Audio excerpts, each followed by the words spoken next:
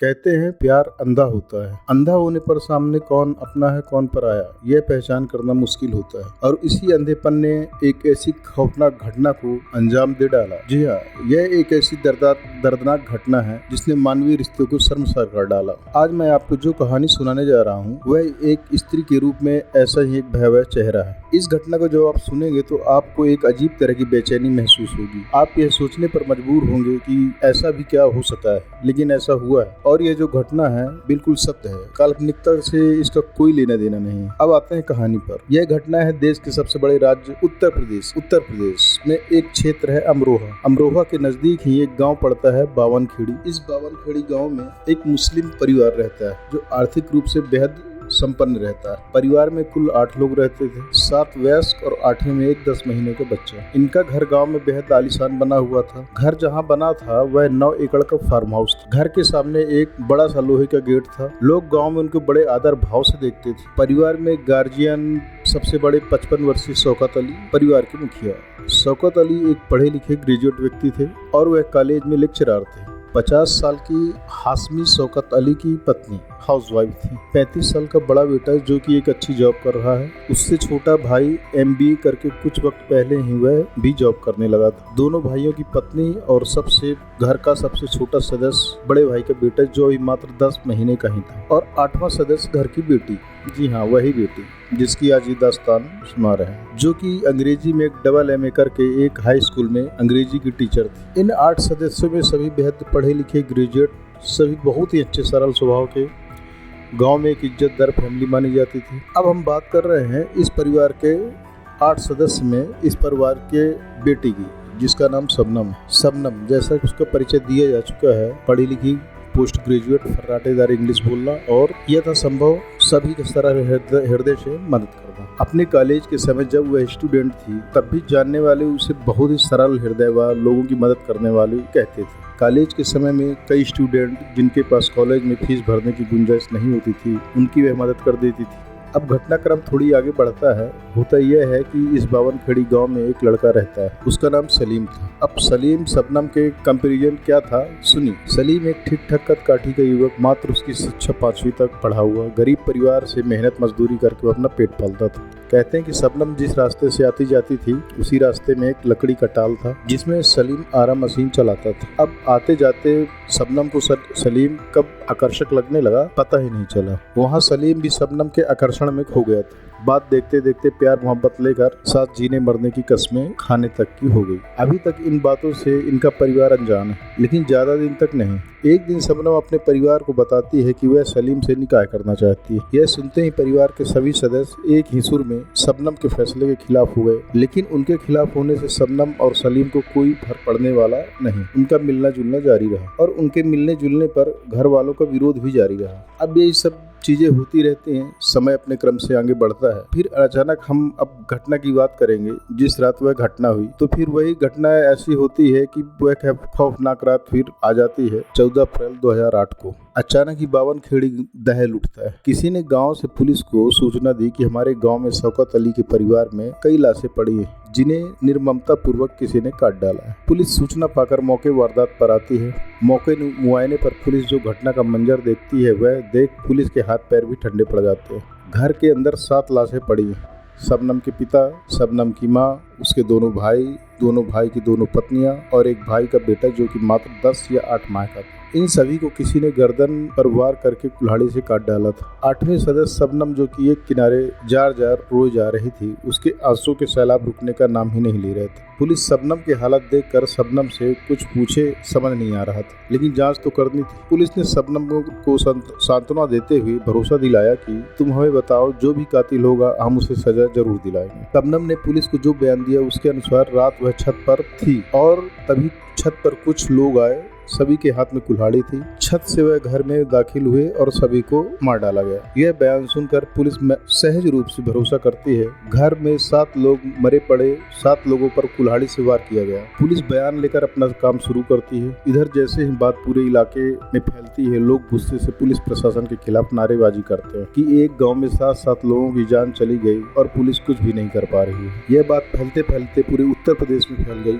और लोग गुस्से से भर उठे। बात उस समय लखनऊ तक पहुंची उस समय उत्तर प्रदेश की मुख्यमंत्री मायावती थी। जब लोगों का गुस्सा शांत नहीं हुआ और एक तरह से इस हत्याकांड के आक्रोश से पूरा प्रदेश दहल उठा, लोग सरकार पर कानून व्यवस्था पर सवाल उठाने लगे, तब उत्तर प्रदेश की मुख्यमंत्री माननीय मायावती ने बावनखेड़ी जाने का फैसला किया। मायावती जी हेलीकॉप्टर से घटना स्थल पर पहुंची और शबनम को सांत्वना देते हुए तत्काल मुआवजे के रूप में 5 लाख रुपए देने का आदेश दिया। लेकिन ये 5 लाख रुपए मायावती ऑन स्पॉट शबनम को देने की जिद कर रही थी, लेकिन मौके पर पुलिस डिपार्टमेंट के जो जांच अधिकारी थे उन्होंने बहन मायावती जी से गुजारिश व निवेदन किया कि यह राशि अभी नहीं दिया जाए, अभी जांच पूरी नहीं हुई है। तब बड़ी मुश्किल से मौके पर पुलिस अधीक्षक मुख्यमंत्री जी को बड़ी मुश्किल से ये बात मनाने में कामयाब हुए। पुलिस की मुश्किल यह थी कि इतना बड़ा हादसा और फौरी तौर पर गम और दुख से भरी शबनम से कैसे पूछताछ करे। तब पुलिस ने दिमाग लगाया कि जब तक 7 लाशें की पीएम रिपोर्ट ना जाए, पोस्टमार्टम रिपोर्ट ना जाए, तब तक पुलिस अपने ही तरीके से साक्ष्य और सबूत ढूंढने का प्रयास करेगी। पुलिस ने जब मौके पर जांच शुरू की तो पाया कि शबनम ने कहा था कि चोर छत के रास्ते से आए थे, लेकिन घर के बाहर जाकर देखा तो पता चला कि दीवारों की ऊंचाई 14 फुट का था। जो दीवारों की ऊंचाई थी वो 14 फुट और दीवारों पर चिकना प्लास्टर किया हुआ था। आसपास कहीं भी ऐसा कोई जुगाड़ या सीढ़ी नहीं थी कि जिसका सहारा लेकर हत्यारे छत पर चढ़े हों। प्लास्टर इतना चिकना कि बिना किसी सहारे के चढ़ना संभव ही नहीं। दूसरे यदि चढ़ते भी तो दीवार में कहीं किसी प्रकार की खरोच या निशान भी होते जो नहीं थे। यह सब पुलिस जांच कर रही थी। तब तक 2 दिन हो गए थे और इसी बीच 7 लाशों की पोस्टमार्टम रिपोर्ट आ गई। जब पोस्टमार्टम रिपोर्ट देखा तब रिपोर्ट चौंकाने वाली थी, क्योंकि रिपोर्ट में सभी के शरीर में पॉइजन के लक्षण मिले थे। जाहिर है सभी को पॉइजन दिया गया था। अब कहानी पलट गई। शबनम के बयान के मुताबिक हत्यारे कुल्हाड़ी लेकर घुसे थे, लेकिन जो कुल्हाड़ी लेकर मारने जाएगा वह पहले मारने वाले को जहर देगा। जाहिर है इसमें बात कुछ और है। पुलिस ने अनुमान लगाना शुरू किया कि शबनम के अनुसार मेन लोहे का बड़ा गेट बंद था और इस बात को वहां आने जाने वालों ने भी माना कि जब वह लोग आए थे तब भी यह बड़ा गेट अंदर से बंद था। न ही गेट में कहीं किसी प्रकार की क्षति थी, उसे तोड़ के या कुछ क्षति पहुंचा के ऐसा कुछ प्रूफ हो वहां। अब पुलिस के सामने सवाल था कि बाहर से अंदर आने का हत्यारों का कोई साक्ष्य नहीं, लेकिन शबनम इसके उलट बयान दे रही है। साक्ष्य और शबनम के अनुसार दोनों बातों में मतभेद था। दूसरी बात, बिस्तर पर ही सबका बेहोशी हालत में कत्ल किया गया था। किसी के भी बिस्तर में जरा भी उस तरह की सलवटें नहीं थी कि कत्ल करते समय या संघर्ष करते समय मृतकों ने हत्यारों से थोड़ा बहुत भी बीच बचाव किया हो। कहा तो यहाँ तक जा रहा है कि इन सब की मौत लगभग जहर देने के वक्त ही हो गई थी। अब पुलिस का यहीं से संदेह शुरू होता है। पुलिस का असल संदेह ये था कि सभी 7 लोगों को जहर दिया गया। दूसरी बात, घर के सभी सदस्य ने कोई भी चीज खाया पिया, लेकिन सिर्फ एक सदस्य शबनम जिसने कुछ भी नहीं खाया वह हर तरफ से बच गई। जहर से ही बची और हत्यारों की नजर से। यह नामुमकिन था।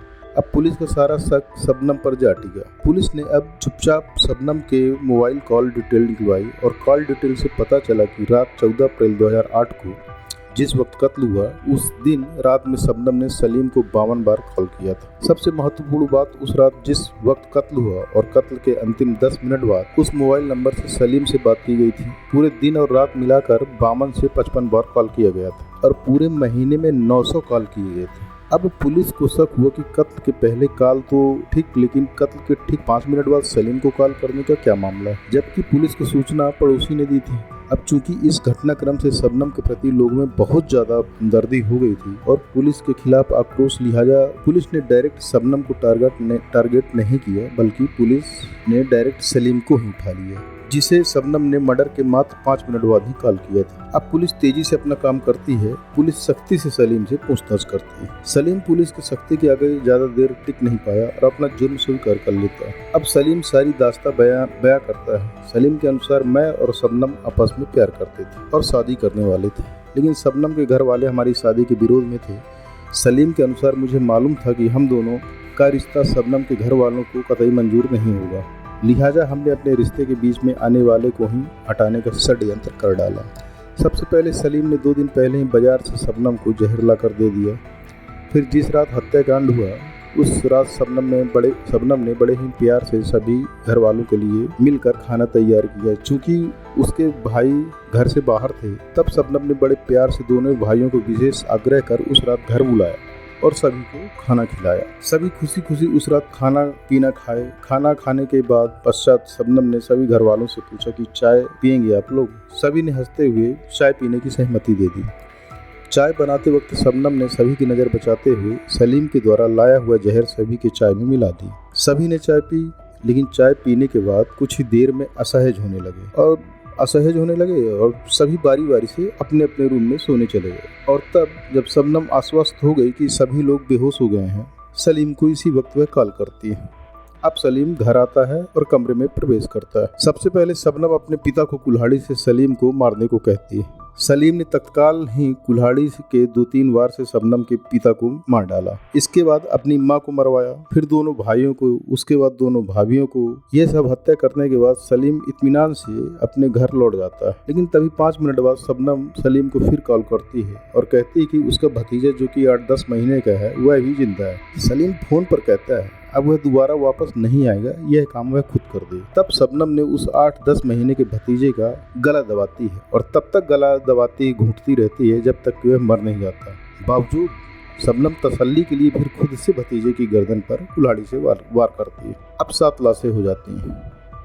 शबनम का यह कहना था कि वह लगभग 7 महीने के गर्भ से थी और यह सभी उसके रिश्ते के खिलाफ थे। लिहाजा उसे और सलीम को इसके अलावा कोई रास्ता नहीं दिखा। इस पेचीदा केस को इतना जल्दी सुलझाने पर कोर्ट ने पुलिस को तारीफ की। लिहाजा अब शबनम सलीम को 7 लोगों के नरसंहार करने पर कोर्ट ने दोनों को फांसी की सजा पर मुहर लगा दी है। हालांकि अपने देश में शायद यह पहला मामला होगा जब किसी महिला को फांसी दी जा रही है। मौजूदा वक्त में शबनम को फांसी देने की तैयारी जोर शोर से चल रही है। इसी बीच शबनम का बेटा जो अभी नाबालिग है, उसने राष्ट्रपति से शबनम की फांसी की सजा पर रोक लगाने की गुहार की है। हालांकि यह नामुमकिन लगता है। खैर, अब आगे क्या होगा देखना होगा। इस बारे में जो भी अपडेट मिलेगा मैं आपको सूचित करूंगा। अब यह कहानी यहीं समाप्त करता हूँ। नमस्कार।